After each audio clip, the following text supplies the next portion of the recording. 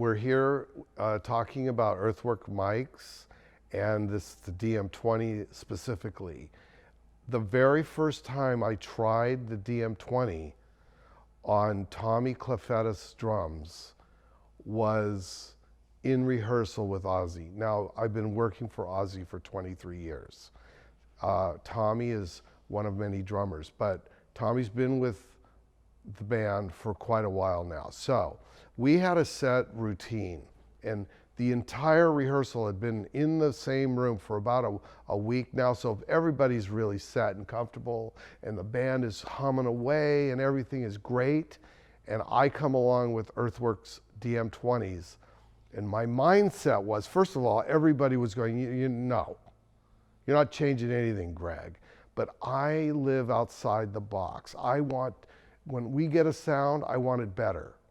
And I continue to work for a better sound. So I get the DM20s in my hand, and I go, right, we're not gonna change a thing, but take the old mics off and put the DM20s in their place. I don't want you to change the settings on your consoles, nothing. So no sooner did we were gonna test the mic, but no sooner did we get them on the drums, Tommy shows up and immediately goes to the drum kit and starts playing. This gave the monitor engineer zero time to change anything. I hadn't even gone to my console because I'm in the room now with Tommy, and he starts playing. He goes, "What did you guys change?" Because he knows I change stuff. He goes, "This sounds unbelievable." And I go, all we did was change the tom mics. And I didn't have the heart to tell him that I had put a matched pair of overheads on the drum kit as well. But on monitors on stage, it's very rare that you will have overheads in the mix. But for me, in my mix, and we're gonna talk about overhead technique later, this is a game changer. So the DM20s, what did they give me? First of all, they're built like a Mack truck. So they're gonna withstand, this guy, Tommy, is one of the hardest playing drummers I've ever worked for. They're gonna withstand incredible power that he provides the drums, number one. Number two, they have something like, and you have to look at the specs, but they take an unbelievable amount of gain before distortion. Secondly, or thirdly, I should say, Tommy has two PA-style subwoofers behind him, pumping low end. They reject this bottom end. So not only am I getting hugely powerful floor toms, but I'm not suffering from that overtone as much as other mics that I've tried. That's what the DM20 has given me. I was so enamored with this mic, I wanted to put them on every single drum. He has a 3-tom drum kit. Rack tom, 2 floors. That's what I have them on right now. But we tried them on the snare drum. We tried them on concert toms that he has. It works everywhere. Everywhere you want to put that mic, it's gonna work for you. Hi, so we're back at the drum kit. We talked about the overheads, and they're still in place where Brad and I positioned them.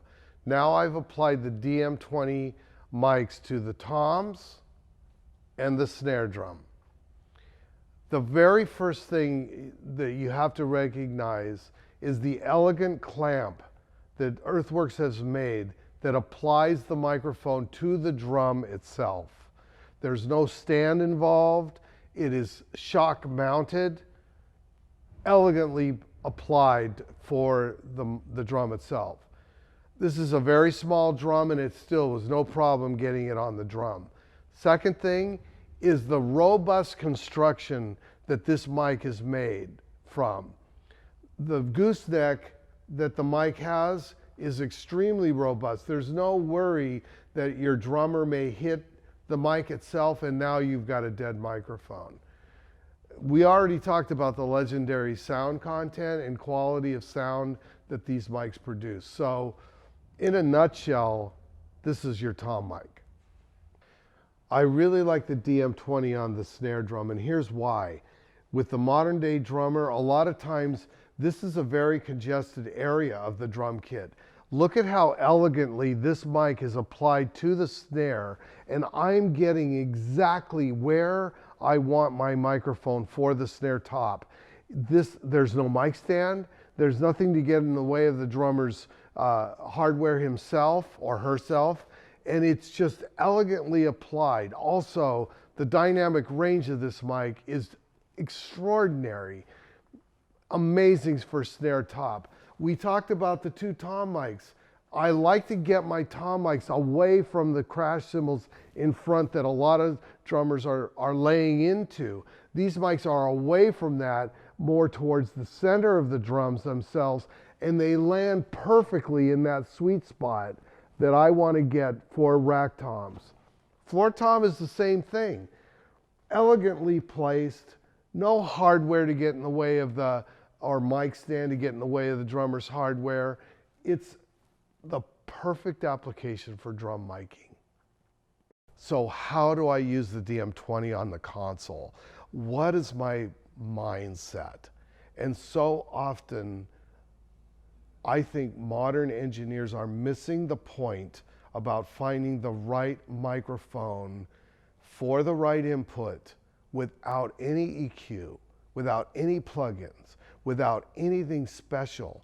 So this is what happened when we put those mics on Tommy's toms, is that no, we didn't change anything, but the tonality just really spoke. So what did I end up doing? I ended up taking off plugins. I ended up taking off the EQ that I had on the other mics and listening to the natural purity of the DM20. This means I've really found the right mic for Tommy's drums. That the mic itself, a little bit of high pass, a little bit of low pass, and you have an amazing sound. Once you get the input to that point, it's gravy from there. If you want to EQ, fine, but it's not required when you find the right mic for the right job. And these microphones, remember, I came from the recording studio. This has brought the recording studio even closer into my hands as a live sound engineer, because you know my history. I want to make live records from the arena. Those tom-tom mics, those percussion mics, those DM20 microphones, I would put them up against any microphone today. And they're built to last. We're proving it on Ozzy's tour.